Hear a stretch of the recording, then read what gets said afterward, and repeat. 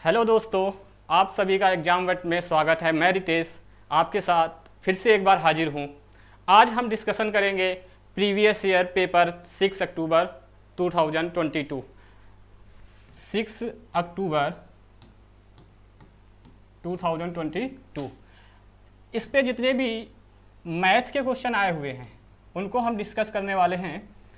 देखो, सबसे इम्पॉर्टेंट होता है किसी भी पेपर को आपको अच्छे से करना है या क्रैक करना है और अच्छा स्कोर करना है, तो आप उसके विषय में जितने ज़्यादा से ज़्यादा प्रीवियस ईयर क्वेश्चन करोगे आपको पता चलेगा किस टॉपिक से कितने क्वेश्चन आ रहे हैं, कौन सा टॉपिक इंपॉर्टेंट है, कौन सा टॉपिक इंपॉर्टेंट नहीं है। आपको सारा कुछ प्रीवियस ईयर क्वेश्चन से ही पता चलेगा। तो इसलिए दोस्तों, आप लोगों को आज मैं कराने वाला हूं 6 अक्टूबर 2022 में सीयूटी के एग्जाम में जो आया था 2022 में मैथ के जो क्वेश्चन आए थे वो हम आपको कराने वाले हैं। एक एक करके देखेंगे कैसे क्वेश्चन आते हैं, उनका सलूशन क्या हो सकता है, कि जो क्वेश्चन शॉर्ट टिक से होने वाले हैं फटाफट हम करेंगे उनको, सारी चीज़ें एक एक करके करने वाले हैं। ठीक है दोस्तों, तो चलते हैं बिना देरी किए हुए और अपने क्वेश्चन पे देखते हैं क्या करना है और कैसे करना है। ठीक है, चलो आते हैं हम क्वेश्चन पे।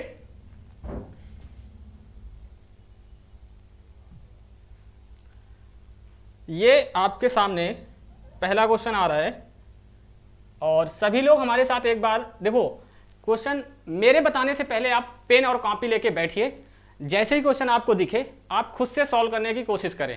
आपसे नहीं हो रहा है फिर इधर देखना है। ठीक है, सबसे अच्छा फंडा मैथ का यही होता है सीखने का, कि आप ये मत सोचो कि टीचर हमें बता देगा, तब आपने जो पढ़ रखा है पहले से वही चीजें यहाँ पे हैं। आप खुद से कोशिश करो कि मैं इसको कर पा रहा हूँ। अगर आप उसको कर पा रहे हो तो आप समझ लो कि आप बेहतर तैयारी, आपकी बेहतरीन तैयारी है। ठीक है, देखो क्वेश्चन पढ़ते हैं। क्या है पहला क्वेश्चन? ये आया हुआ था 2022 में, शिफ्ट 1 था 6 अक्टूबर का। क्या लिखा हुआ? If the area and the sum of parallel side of a trapezium are 48 centimeters square and 48 centimeter respectively, then the distance between the parallel side is। Hindi में बता देता हूं मैं, हिंदी मैंने नहीं लिया है, फिर भी हिंदी वाले बच्चे परेशान नहीं होंगे। हिंदी में मैं बता देता हूं क्वेश्चन क्या कह रहा है कि एक ट्रेपेजियम है, एक समलम चतुर्भुज है जिसका एरिया दे रखा है 48 सेंटीमीटर स्क्वायर और उसके जो पैरेलल साइड होती हैं उनकी साइड का सम दे रखा है, मतलब उनका योग दे रखा है 48 सेंटीमीटर। तो आपसे पूछ रहा है कि उस समलम चतुर्भुज की हाइट क्या होगी, हाइट ऑफ ट्रेपेजियम। तो देखो इस क्वेश्चन को अगर जो होशियार बच्चा होगा ना, पेन नहीं उठाएगा, बिना पेन उठाए सीधा इसका आंसर क्या कर देगा, 2 सेंटीमीटर कर देगा। अब बोलोगे सर कैसे, आपको कैसे पता हो गया? आप देखो ये क्वेश्चन तो क्लास 6 और 7 के बच्चे भी कर देंगे, आप दे दोगे तो। ऐसा कुछ नहीं है, एकदम बिल्कुल आसान आसान हलवा सा क्वेश्चन आते हैं। आपको थोड़ी सी मेहनत करनी है और आप मैथ में 100% स्कोर करने वाले हो। ठीक है, देखो कैसे करना है आपको। सबसे पहले तो ट्रेपेजियम पता होगा, सबको पता होगा, कुछ नया नहीं है। ठीक है भाई, ट्रेपेजियम सबको पता होगा क्या होता है, जिसकी दो साइड अपोजिट जो होती हैं वो पैरेलल होती हैं और ये दो साइड पैरेलल नहीं होती है, मतलब ये दोनों समांतर होती हैं, दोनों समांतर नहीं होती हैं। अब क्वेश्चन में दिया हुआ है कि इन साइड मान लो ये ए है और ये साइड अगर बी है, अगर आपसे पूछे और इसकी हाइट जो है, उसकी जो हाइट है वो h सेंटीमीटर मान लेते हैं, यहां पे सेंटीमीटर में दिया हुआ है। ठीक है भाई, अब एरिया क्या होता है, ये किसी भी 6 या 7 के बच्चे से पूछोगे ना वो भी बता देगा एरिया ऑफ ट्रेपेजियम क्या होता है।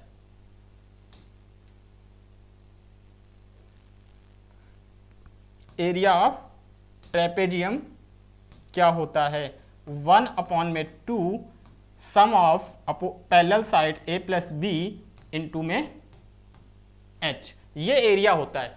अब इस पे आपको जो जो चीजें गिवन है आप उसको रख दीजिए। आपको एरिया गिवन है, एरिया कितना दिया हुआ है 48 सेंटीमीटर, तो यहां पे आपने रख दिया 48 सेंटीमीटर स्क्वायर, या आपको लिखना है तो लिखो या नहीं लिखना है तो इसको हटा दो।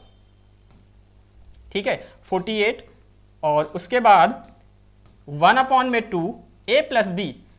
आपको पता a और b नहीं दिया हुआ, लेकिन a प्लस बी की वैल्यू आपको दी हुई है। क्या दी हुई है? a प्लस बी की वैल्यू दी हुई है। वो कितनी दी हुई है? 48 सेंटीमीटर स्क्वायर। कितना दिया हुआ है? 48 सेंटीमीटर। तो आप यहां पे क्या रखोगे, 48 सेंटीमीटर और इनटू में हाइट। ठीक है, अब इसको सॉल्व करना है। 48 से 48 कट जाएगा। ठीक है, और ये यहाँ पे 1 बचेगा और ये 2 इधर आ जाएगा। तो आप जो h बराबर जो निकल के आएगा वो h बराबर हमारा होगा, कितना हो जाएगा भाई, 2 सेंटीमीटर। h जो हाइट आएगी वो 2 सेंटीमीटर आएगी। ये सब आपको कुछ करना ही नहीं है भाई, ऐसे क्वेश्चन आएंगे, ये सब करने लग जाओगे तो आपका टाइम होगा। आपको स्मार्ट वर्क करना है। क्वेश्चन देखा आपने, आपको क्या गिवन है, फटाफट दिमाग में आया कि 48 सेंटीमीटर एरिया दिया हुआ है और इनका सम 48 दिया हुआ है। दिमाग में तुरंत आना चाहिए 48 लिखा हमने, 48 दिया हुआ है 1/2 और यहाँ पे हमने लिखा 48 इंटू में h और यहाँ से 48 से 48 काट दिया और h बराबर हमारा डायरेक्ट 2 आ गया। सिंपल सा, इतना करना है। एक मुश्किल से मुश्किल आपको 10 या 15 सेकंड लगेंगे और अच्छी प्रैक्टिस आपने कर ली तो आपको देखते ही क्वेश्चन का आंसर आप सीधा यहाँ पे टिक करते और आगे बढ़ जाते। केवल 2 सेकंड में क्वेश्चन सॉल्व हो जाता और इतना हलवा सा क्वेश्चन है, बताओ। सबसे पहला क्वेश्चन मैंने लिया है, बिल्कुल आसान सा है और अब आप समझ सकते हो पेपर का लेवल क्या होता है। डरने वाली कोई बात नहीं कि ये एप्टीट्यूड है, हमने कभी पढ़ी नहीं है, ये कैसे करूंगा, ऐसा कुछ भी नहीं है। जो आपने 10वीं तक पढ़ा है वही पूछा जाएगा। अभी आप देखना कैसे कैसे क्वेश्चन है, बिल्कुल आसान से हैं, जो आप देख के कुछ ऐसी ट्रिक होती है कि ऑप्शन के माध्यम से हम क्वेश्चन को आराम से सॉल्व कर सकते हैं। ऑप्शन देखोगे, क्वेश्चन देखोगे, ऑप्शन देखोगे, टिक करोगे, आगे चले जाओगे, आपको पेन उठाने की जरूरत नहीं पड़ेगी। ठीक है भाई, चलो अगला क्वेश्चन देखते हैं। देखो अगला क्वेश्चन क्या है, 1 मिनट स्क्रॉल कर लेते हैं इसको।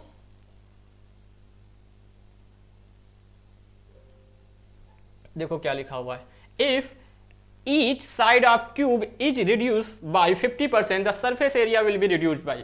क्वेश्चन हिंदी में बता देते हैं क्या है कि कोई क्यूब दिया हुआ है, हाँ क्यूब है, क्यूब मतलब घन दिया हुआ है, उस घन की प्रत्येक साइड को मतलब प्रत्येक भुजा को 50 सेंटीमीटर डिक्रीज कर दिया जाता है तो उसका एरिया कितना डिक्रीज हो जाएगा। ठीक है, ऐसे क्वेश्चन आते हैं जब, बड़ा इंपॉर्टेंट है ये। ऐसा क्वेश्चन आपके 22 में भी आया है, 23 में भी आया है, तो ऐसे क्वेश्चन आने की संभावना बहुत ज़्यादा है। अगले आपके आने वाले एग्जाम में भी आ सकती है। ध्यान से समझना कैसे करना है, इसके कई सारे तरीके होते हैं। आपको अप्रोच वो लगानी है जो आप कम समय में कर सको। ठीक है, इसके करने के कई सारे तरीके हैं। एक्स मान के भी लोग करते हैं, यहाँ पे एक्स तो मैं कहीं पढ़ाने वाला हूँ ही नहीं। आपको पूरी अर्थमेटिक में कहीं भी एक्स का यूज नहीं होने वाला है। आपको शॉर्टकट मेथड सिखाए जाएंगे और बेहतरीन सिखाए जाएंगे। ठीक है, चलो देखो इसको क्या कह रहा है। अब आपको परसेंटेज सबको पता होगा कि परसेंटेज का मतलब होता है, परसेंटेज का मतलब क्या होता है, परसेंटेज का मतलब होता है 1/100, सबको पता होगा। अब वो 50% रिड्यूस कर रहा है। मैं बिल्कुल थोड़ा सा बेसिक से बताता हूँ, फिर इसके बाद शॉर्टकट बताते हैं। वो कह रहा है कि हमारा जो एरिया था वो पहले मान लेते हैं, कोई भी चीज होती है ना वो होती है 100%। कितनी होती है, 100%। तो मान लेते हैं जो हमारी साइड थी, जो हमारी साइड थी पहले वो 100 थी। कितनी थी, साइड ए मान लेते हैं, वो साइड हमारी 100 थी, 100। ठीक है, अब वो 100 से 50 रिड्यूस हो गई, मतलब 50 कम हो गई। अब 50 कम हो गई तो कितनी हो गई साइड, 50, 50 तो होगी भाई। अगर 100 है, 50 कम कर दिया तो 100 में 50 जाएगा, कितना आएगा, 50 आएगा। अब कितनी हो गई, 50 हो गई। अब आपसे पूछा गया एरिया कितना हो जाएगा। क्या पूछ रहा है, आपका एरिया कितना रिड्यूस होगा, एरिया कितना रिड्यूस होगा, एरिया कितना कम हो जाएगा। अब आपको दिया है क्यूब, तो क्यूब के बारे में आपको पता है कि क्यूब का जो एरिया होता है, एरिया ऑफ क्यूब जो होता है, घन का क्षेत्रफल जो होता है वो होता है 6a²। ठीक है, कितना होता है, 6a²। एक मिनट, 6 क्या करने वाले थे, ठीक है, क्या बता रहा था मैं बता रहा था कि कोई क्यूब है और उसकी जो साइड है वो 50% कम कर दी गई है। कोई क्यूब है, ठीक है, क्यूब मान लेते हैं उसकी साइड ए है। एक मिनट,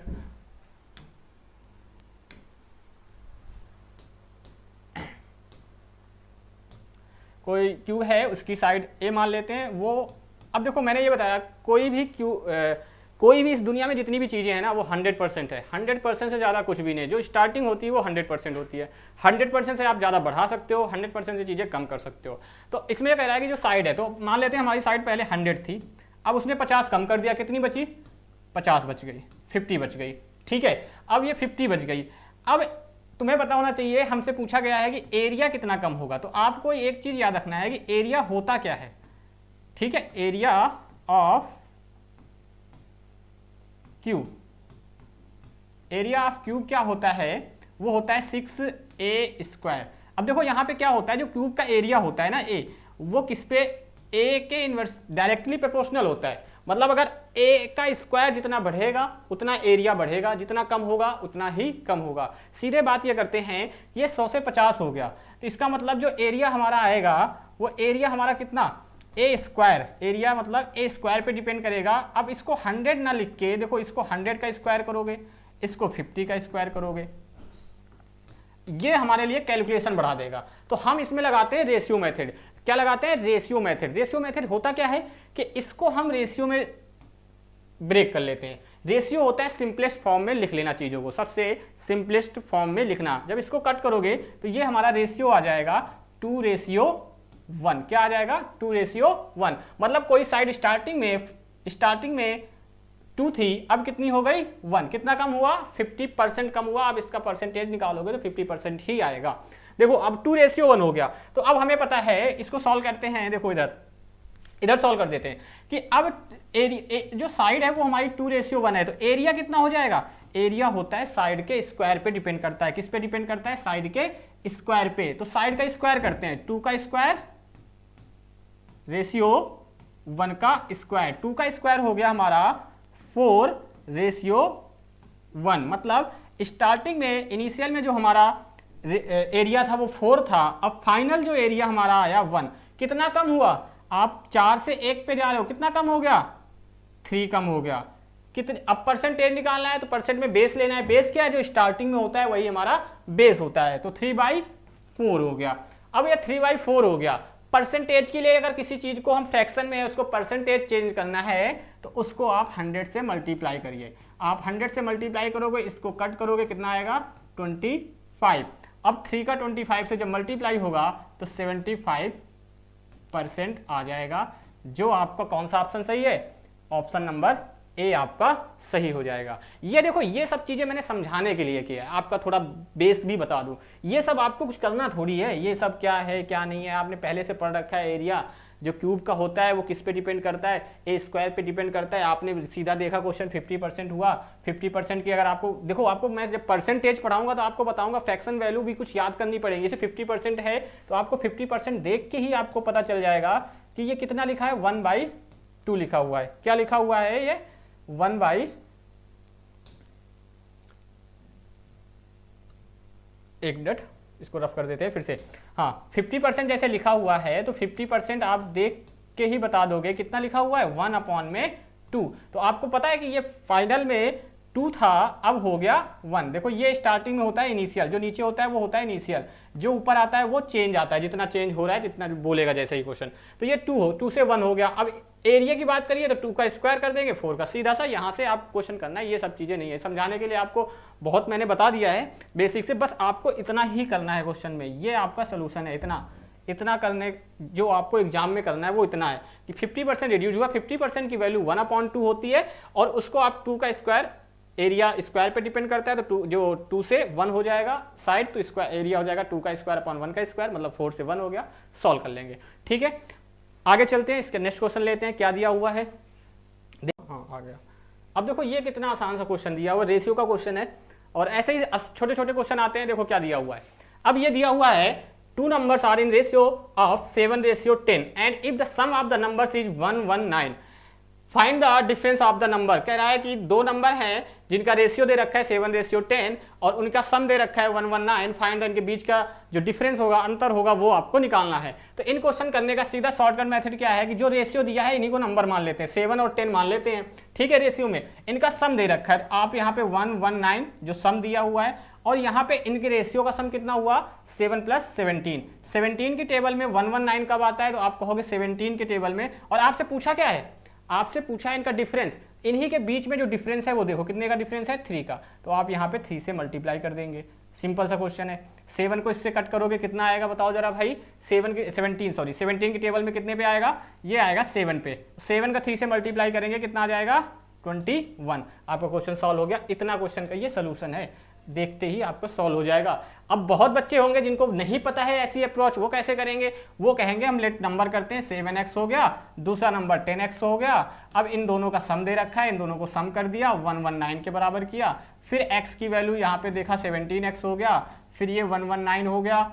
अब इस x निकालना है तो अब x के लिए आप करेंगे 119 अपॉन में 17। ठीक है, अब देखो वही चीज तो आ गई। नेक्स्ट क्वेश्चन पे आते हैं, क्या दिया हुआ है? In the given figure ABCD is a rhombus value of x। एक हमारे पास समचतुर्भुज है और आपको x की वैल्यू बतानी है। आपको फिगर दिख रहा होगा, कितना आसान क्वेश्चन है। अब देखो, आपको रोम्बस की प्रॉपर्टी पता है अगर आप, तो इस क्वेश्चन को बड़े आसानी से कर सकते हो। अगर आपने रोम्बस की प्रॉपर्टी नहीं पढ़ रखी है तो फिर आपको प्रॉब्लम आने वाली है। देखो, प्रॉपर्टी क्या होती है कि जो रोम्बस होता है उसके जो डायगोनल्स होते हैं, मतलब विकर्ण, वो एक दूसरे को 90 डिग्री पे कट करते हैं। कितने डिग्री पे? 90 डिग्री पे।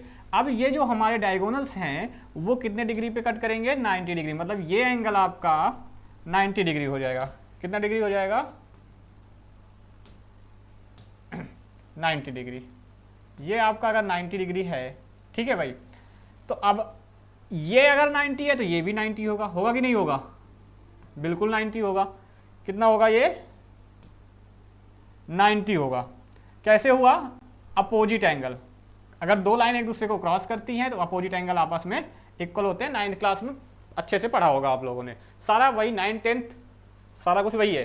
ठीक है, ये 90 हो गया एंगल। हमें x की वैल्यू बतानी है। अच्छा ठीक है, अब आपको पता है रोम्बस की प्रॉपर्टी ये होती है कि ये जो अपोजिट साइड होती है वो पैरेलल, अपोजिट साइड पैरेलल को एक ट्रांसवर्सल लाइन कट कर रही है। मतलब दो समांतर रेखा को एक तिर्यक रेखा काट रही है अगर, तो उनके बीच में एकांतर को उड़ाते हैं, अल्टरनेट एंगल, वो हमेशा आपस में क्या होते हैं? इक्वल होते हैं। अब आपको पता है जो रोम्बस होता है उसकी अपोजिट साइड जो होती हैं वो पैरेलल होती हैं। ये दो पैरेलल साइड हो गई, इसको एक ये आपको ट्रांसवर्सल लाइन कट कर रही है, तो ये एंगल और ये एंगल कैसा हो गया? कैसा हो गया? हाँ, अल्टरनेट एंगल हो गए, और अल्टरनेट एंगल आपस में इक्वल होते हैं। अब ये 90 हो गया, ये 40 हो गया, तो x क्या होगा? x होगा हमारा 50 डिग्री। x की वैल्यू क्या होगी? 50 डिग्री। ठीक है भाई, ये आपको करना है। आपको ऐसे नहीं लिखना है 90 + 40 + x बराबर 180, ऐसे नहीं करना है। ये सब थोड़ी करना है, आपको इसी फिगर में देख के फटाफट कर देना है। हाँ, ये 90 हुआ, ये 90 हो गए, 40 हो गया, 50 होगा, आंसर लगाया हमने 50 डिग्री और खत्म, आगे चल दिया। ठीक है, समझ में आ रहा होगा। यहाँ पे जो प्रॉपर्टी लगी है सम ऑफ द ट्रायंगल, उनका सम कितना होता है? 180 डिग्री।